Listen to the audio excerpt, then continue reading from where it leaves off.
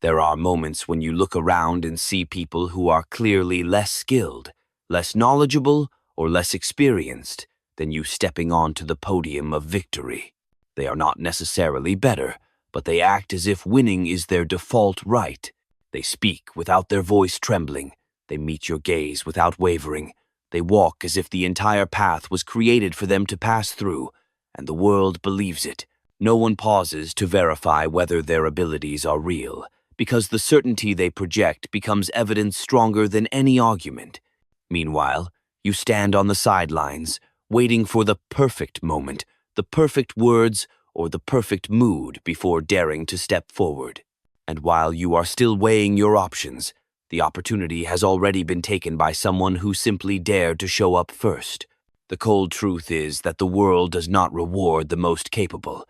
It rewards those who appear the most certain. Hesitation makes all your strengths invisible. A slow sentence, an indecisive glance, a moment's pause before giving your opinion, all are silent signals that you do not believe in yourself. Once that signal appears, others will take it as permission to overtake you, even to step on you without feeling guilty. They may not intentionally want to bring you down. They simply believe you are not ready to defend your position, and that belief becomes reality simply because you did not refute it with action.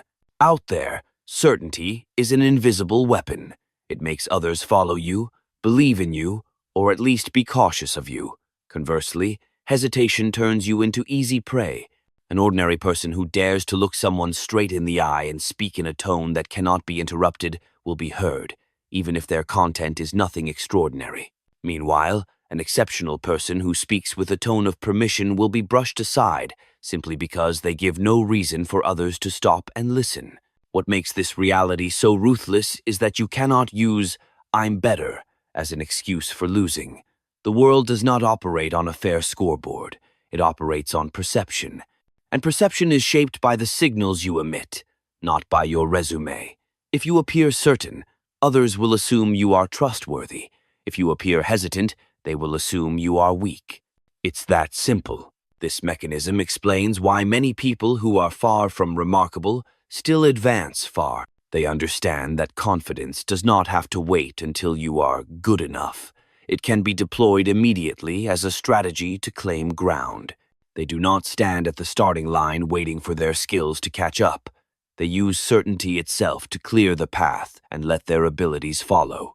When they enter a room, their eyes, their posture, their walking pace, their speaking rhythm all send a single message: I belong here. And that message makes others believe it, or at least hesitate to challenge them directly. You may not like this, but the truth is that most people do not take the time to analyze someone's abilities in detail. They make judgments almost instantly based on surface signals. In just a few seconds, they have already placed you in the category of leader or follower. If in that very first moment you show certainty, you have already won half the battle. Conversely, a single downward glance, a hesitant sentence, or an apologetic smile is enough to seal your image as someone who can be overlooked. This also explains why someone inferior to you can still control the situation. They are not shackled by the fear of being judged. They do not waste time wondering what others think. While you are still asking yourself, "Am I good enough yet?" they have already claimed the space, placed themselves at the center, and forced everyone to adjust around them. In a competitive environment, the speed of claiming position matters more than the perfection of skill. So when you find yourself being overtaken by someone whose only advantage is certainty, understand that it is not injustice, it is the operating principle of power. Power does not wait for the deserving. It leans toward those who dare to take it. Opportunity works the same way. If you cannot show that you are ready right now, it will go to someone else even if they cannot do the job better. The moment you step into any space, you are already sending a message, either "I am here to take over" or "I am here to wait for my chance." This message needs no words. It shows through your eyes, your stride, the pause you hold before speaking. Others sense it immediately.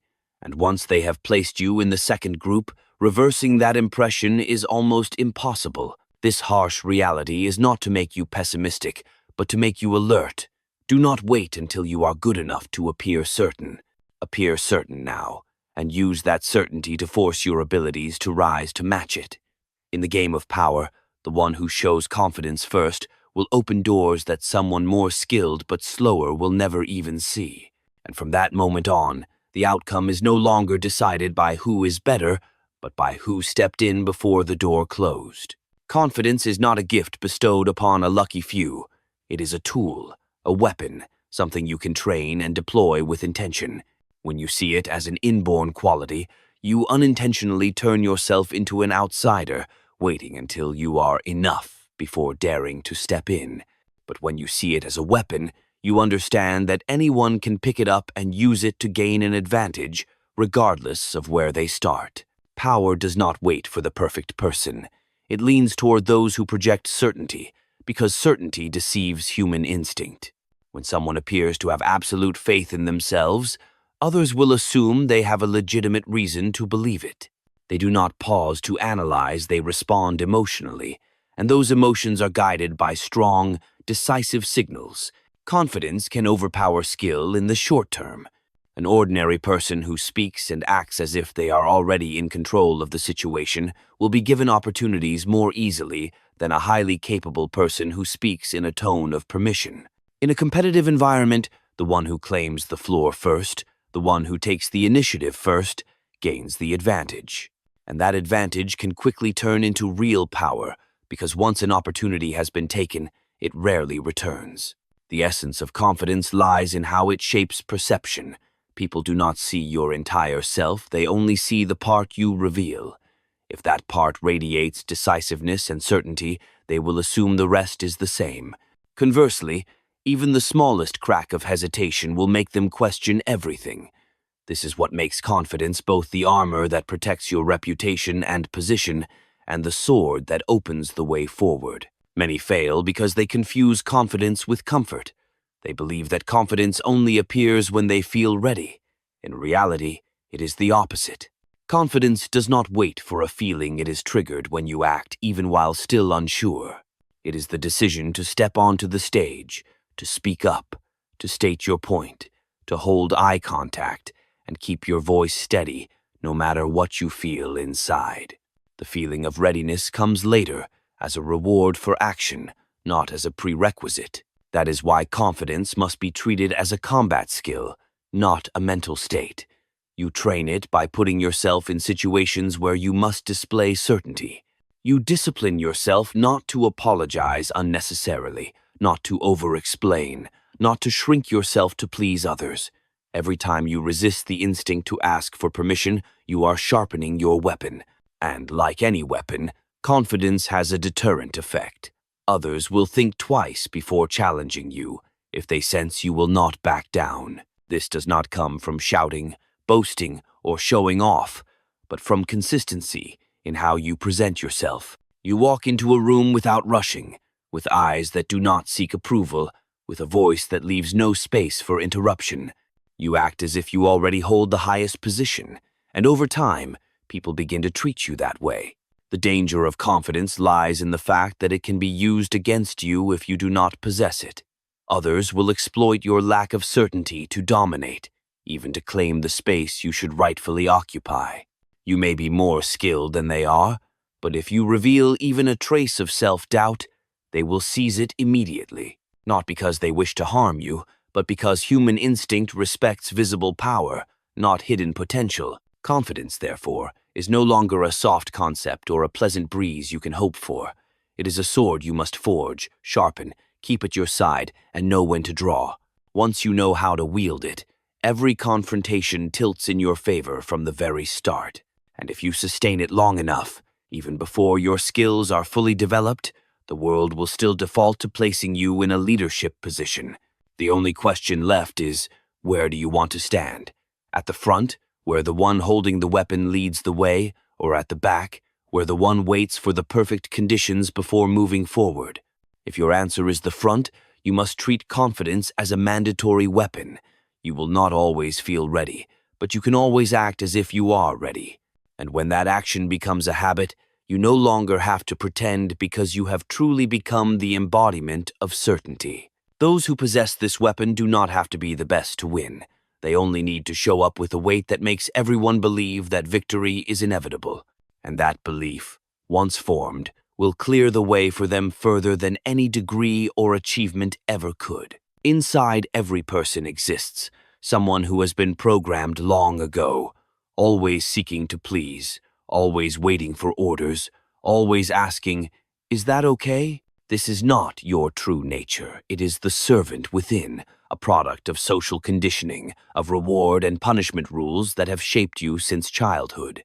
Every time you were taught to ask permission before doing something, every time you were rewarded for being obedient and silent, a fragment of your personal power was taken away. Over time, you stopped being the one who decides and became the one who waits to be chosen. This servant doesn't shout or resist, but manipulates you through hesitation. When you want to speak your mind, it whispers that you should soften your words or say nothing at all.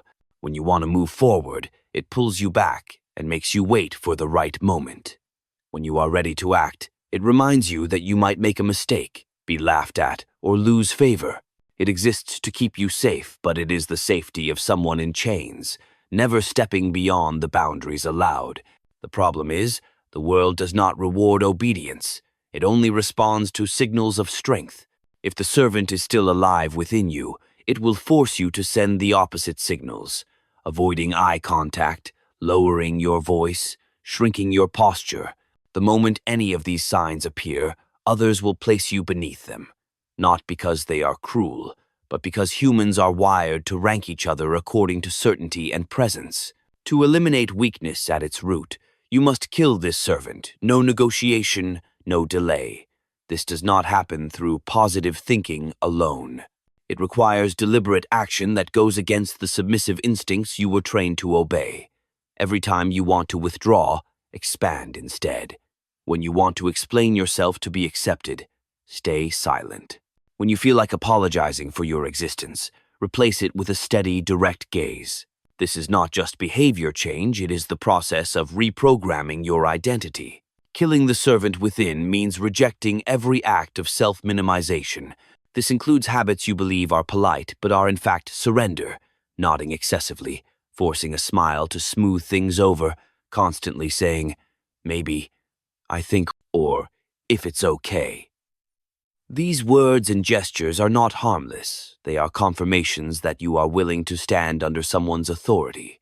Once you remove them, you change not only how others see you, but also how you see yourself. The servant also feeds on dependency, on approval, and recognition. It fears being disliked, misunderstood, or causing discomfort. But each of these fears is a chain keeping you in place. Cutting those chains means accepting that not everyone will like you, and that it doesn't matter. When you stop seeking approval, you begin reclaiming the power you have given away for far too long. This rebellion will not be comfortable. The servant will fight back with feelings of guilt and unease. It will try to convince you that you are becoming bad by no longer pleasing others. But strength does not come from being liked. It comes from controlling your own space and your own choices. People will either adapt to the new you or leave. Both outcomes are beneficial because they filter out those who truly respect you from those who are only there when you bow your head. Killing the servant within does not mean becoming rude or aggressive.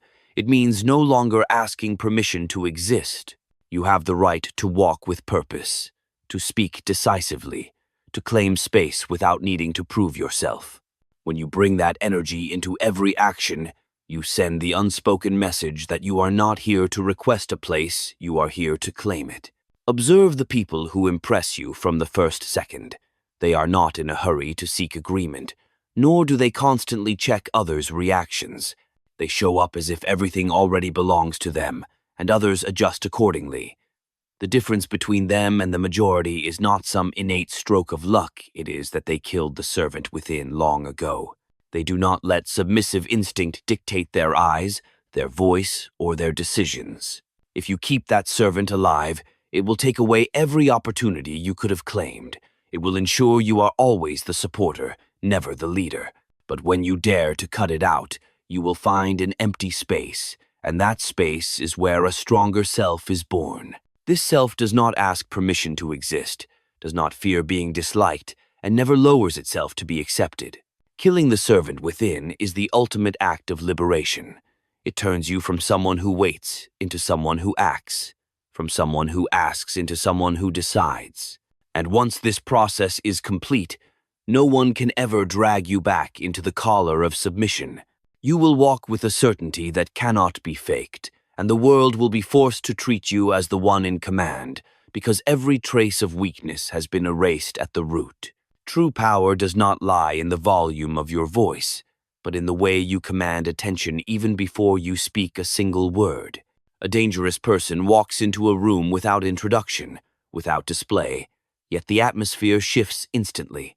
Eyes gradually turn toward them not because they are trying to draw attention, but because they carry something hard to define: presence. Presence is an invisible signal sent to the deepest human instincts. It makes others sense that you are not just another ordinary person passing by, but a force that must be reckoned with. This is why the truly dangerous are never in a hurry to fill the space with words. They understand that silence can weigh 10 times more than any sentence. When you do not rush to explain, when you do not try to prove yourself, you are silently stating that your position is already established.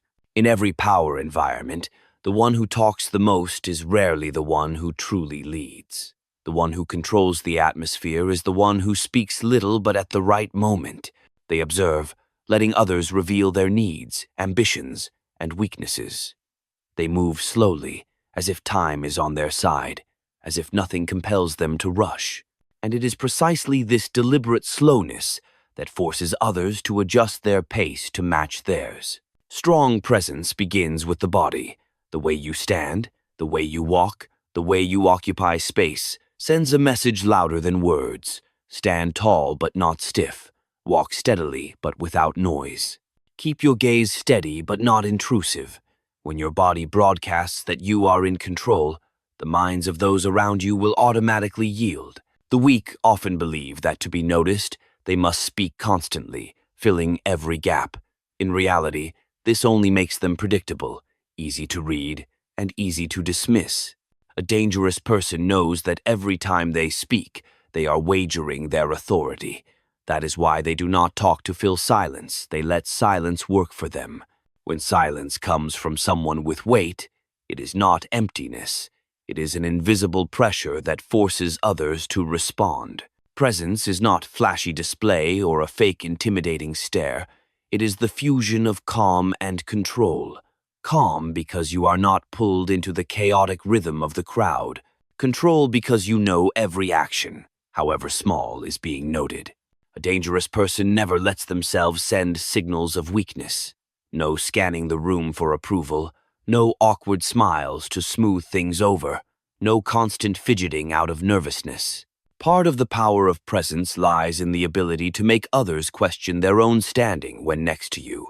You do not need to prove you are better. You only need to make them feel you are the standard they have yet to reach.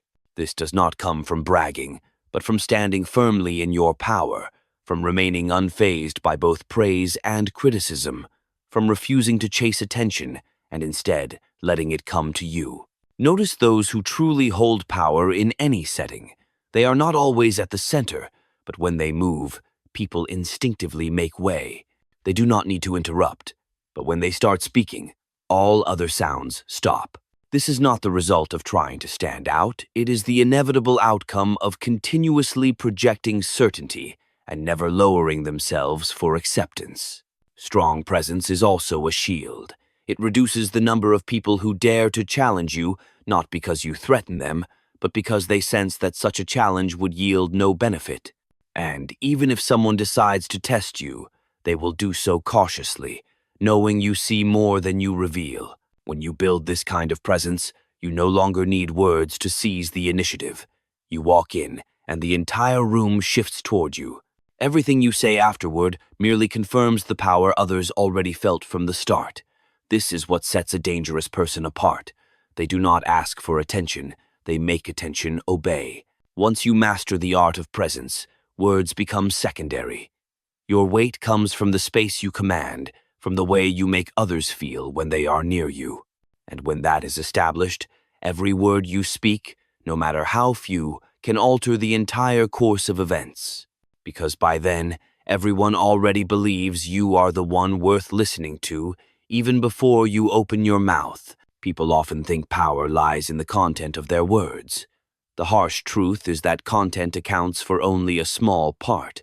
The rest lies in how you say it.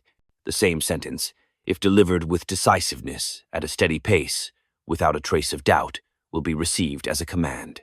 That same sentence, if laced with hesitation, an upward tone at the end, or softened with permission-seeking phrases, will be treated as a suggestion that can be ignored. Your voice is the tool that positions you in the hierarchy of power. When your tone is steady, your volume controlled, and your pace deliberate, you send the message that your decision is made and non-negotiable. This is why some people command respect even when they speak very little, while others are dismissed no matter how much they talk. Humans respond to signals of authority before they process the actual content. To make your voice a tool of domination, you must first strip away every sign of softness. Phrases like, "I think," "maybe," or "I'm not sure if this is right," are anchors dragging your authority to the bottom. They turn statements into requests. Likewise, nervous laughter after speaking or quickly correcting yourself to please someone only prompts the listener to place you beneath them. Pace is also a weapon. Those in control are never in a rush to spill their words because they are not afraid of being interrupted. They speak slowly, giving each sentence time to sink in. The pause after a strong statement can be more powerful than a flood of reasoning. That pause places pressure on the listener, forcing them to respond while you maintain absolute control. A low, steady pitch conveys certainty and control. A high, fast, and rushed tone signals nervousness and insecurity. You don't need to fake a deep voice, but you must remove the permission-seeking tone and the tremor in your delivery. Every sentence should carry the weight of something decided, not something improvised and awaiting approval. When challenged, the way you respond verbally determines who holds the upper hand. The weak immediately explain, justify, or try to diffuse tension. The strong simply deliver a short, firm line, "I disagree," or "That's not correct," and stop. No arguments, no lengthy defense, no opening for the other person to puncture your authority through an equal exchange. By refusing to debate, you signal that your reality cannot be shifted by words. A person who controls their voice can make an entire room adjust to them. When you speak, people fall silent not because you asked, but because your voice makes them believe it is the moment to listen. When you are silent, they feel the weight of the pause and wonder what will come next. Both states, speaking and silence, serve the same purpose: to maintain your position. The art of speaking as command is not about shouting, imposing, or being loud. It is about steadiness transmitted through tone and rhythm. It demands the complete removal of any need for approval in your speech.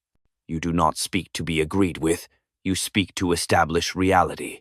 And when your voice sends the message, "This is the truth," most will not analyze, they will accept. From the moment you turn your voice into a tool of domination, every word you speak becomes a mark of authority. The listener may not remember the exact content, but they will remember the feeling your voice created: certainty, unshakable resolve, and no opening for opposition. That is what allows a simple sentence to change the course of a conversation, or even the outcome of a situation. If presence is the armor that protects power, the voice is the sword that cuts through doubt. Hold it steady, control it, and every time you speak, you reinforce your place in the minds of others. At that point, your words are no longer just sound, they become commands, no matter what name you give them. The most dangerous battle does not take place outside. It silently consumes you from within. It is the invisible war of emotions, where every signal, word, glance, or silence can become a strike if you cannot control your own reactions. Most people lose here. They think that as long as they hold their posture, speak confidently, and walk steadily, they are strong enough. But a single insult, a single compliment, or a moment of indifference can be enough to shatter the facade they've built, making them react exactly as someone else intended. Manipulation begins the moment someone discovers what moves you. If you react strongly to criticism, they will use criticism to control you. If you melt at praise, they will use compliments to lead you. If you panic when ignored, they will stay silent to make you chase. You think you are acting freely, but in reality, you are following a script written by someone else. Becoming untouchable to manipulation does not mean shutting off emotions. You still feel, but no one can predict how you will act. You turn your mind into a fortress, not a place anyone can walk into, but a tightly guarded space that only opens when it serves your purpose.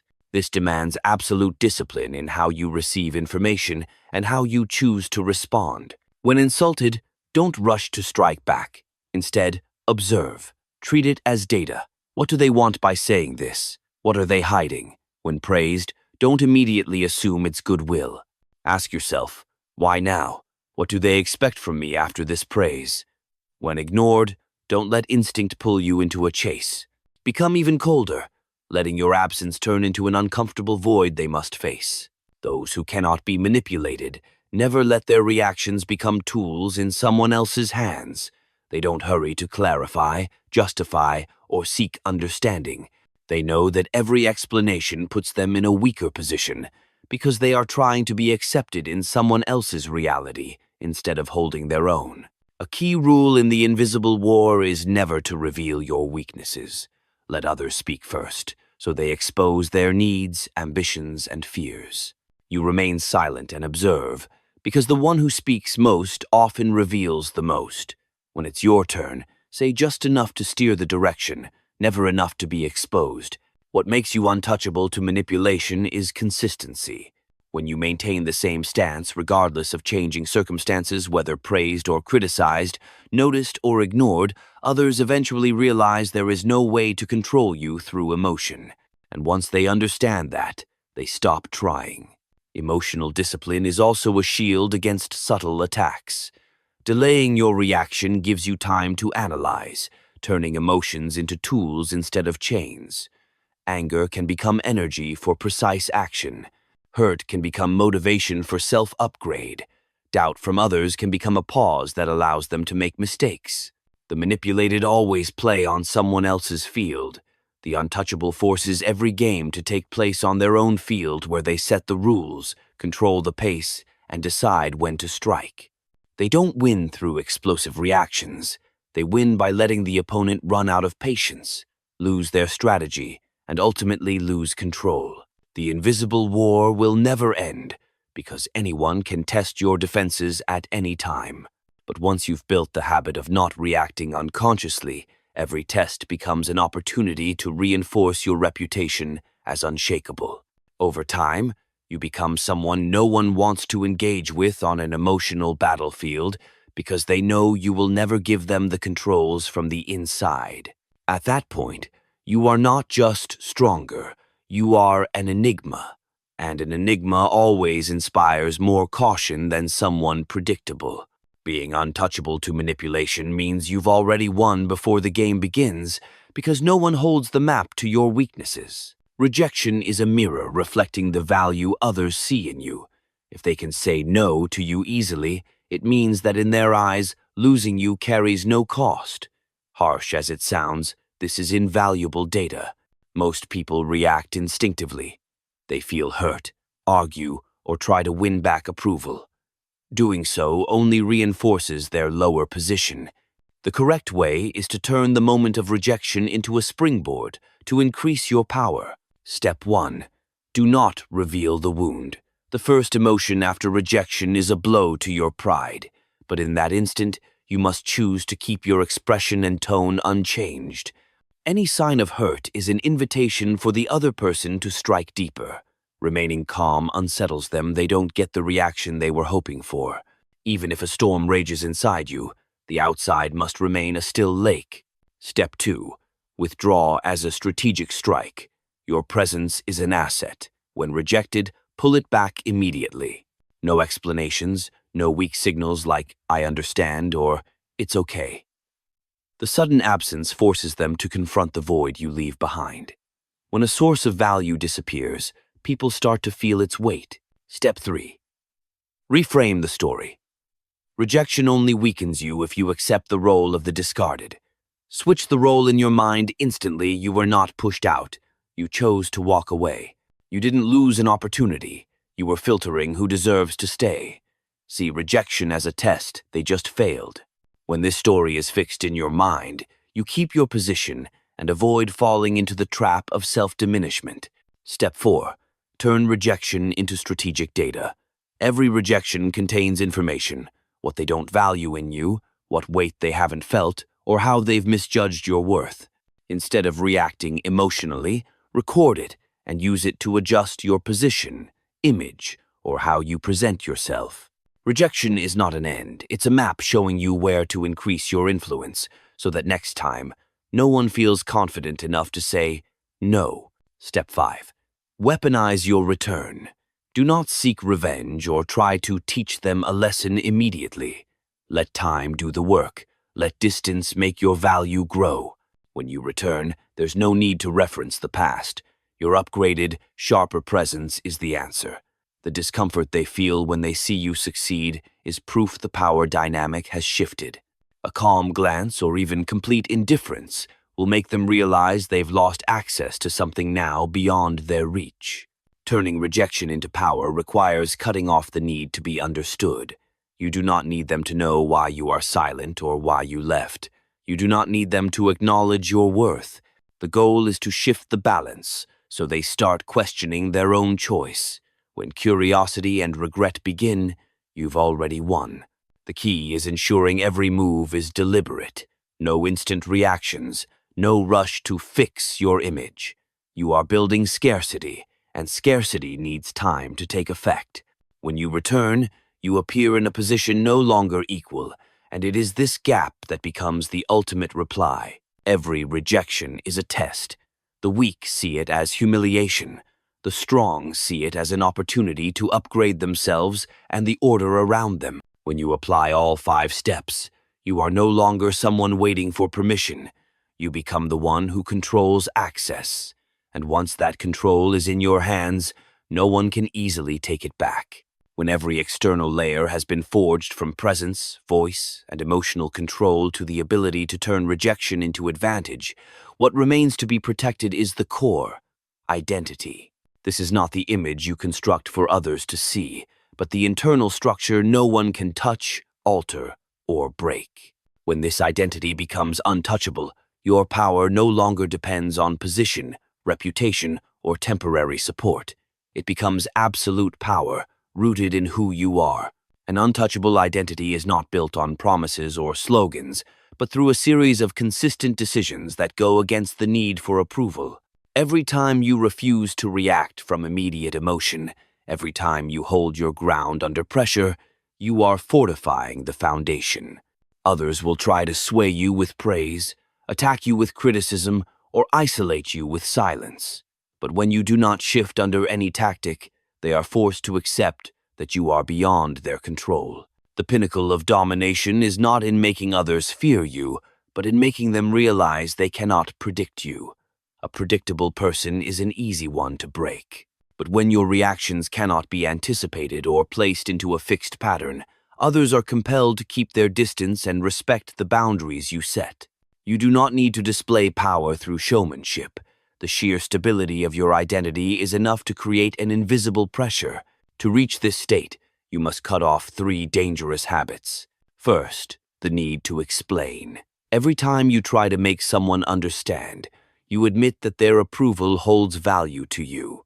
Once that happens, power has already shifted out of your hands. Second, the need to be understood. Not everyone is worthy of understanding you, and trying to show everyone who you are only makes you more accessible than necessary. Third, the need to react. The easier it is for others to make you react, the easier it is for them to control you. An untouchable identity also means you do not rely on external results to confirm your worth.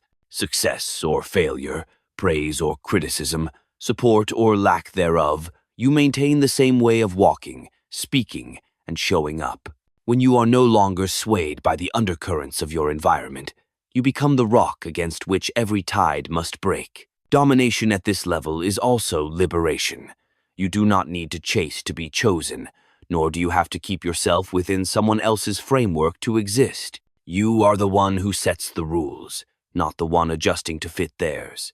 Others will adjust themselves if they want access to you, and if they do not, they remove themselves from your sphere of influence without you having to lift a finger. An untouchable identity is not a cold wall that isolates you from the world, but a solid foundation that allows you to stand firm in any situation. It lets you interact without fear of being dissolved, form alliances without fear of losing your power center. Others will feel clearly that no word or action of theirs can define you, and that is the moment your power reaches its deepest level. When you reach this point, domination is no longer something you try to prove.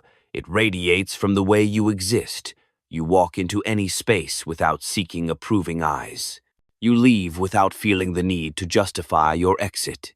You speak little, but every word carries the weight of a reality that cannot be negotiated.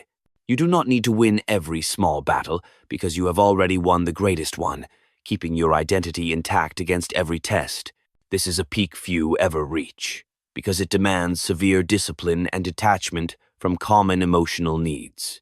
But once you achieve it, you no longer depend on environment, praise, position, or any external factor.